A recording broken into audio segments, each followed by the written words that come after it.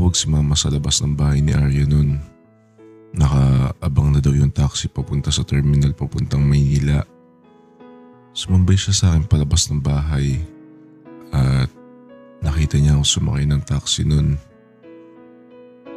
Habang nakasakay naman ako sa taxi, tinignan ko lang siyang kumakaway sa akin habang papalayo yung sasakyan namin hanggang sa hindi ko na siya nakita.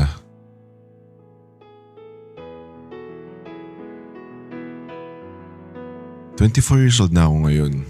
Graduate na ako sa college pero hirap akong kumuha ng trabaho dito sa Maynila. Kaya nag-call center muna ako.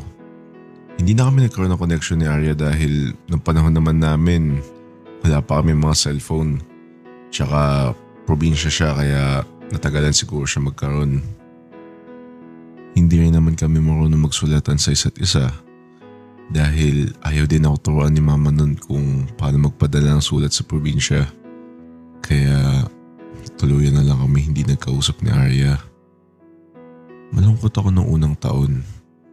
Pero habang tumatagal, tuluyan ko na lang din nakalimutan. Nagkaroon din ako ng mga bagong kaibigan dito sa Maynila. At dito na rin ako unang nagka-GF. Siya si Eliza.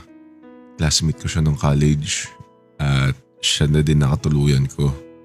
Bale, 2 years na kami ngayon ni Eliza. Nagtatrabaho siya sa magandang kumpanya. Habang ako, hindi ko pa talaga nahanap yung para sa akin. Kailangan mong maghanap ng ibang trabaho, Liam. May ipit ka dyan pag nagstay ka dyan. Hayaan mo na lang ako dito.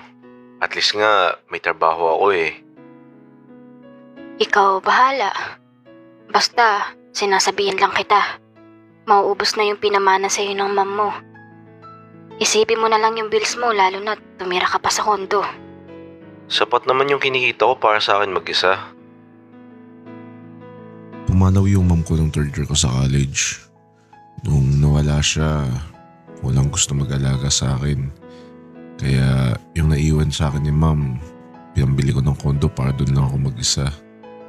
Naalala naman sa akin ng GF ko, baka daw maging komportable ako sa pagiging call center ko.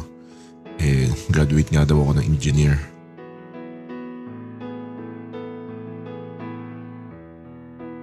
Paggising ko noon, naghanda kagad ako para pumasok ng trabaho.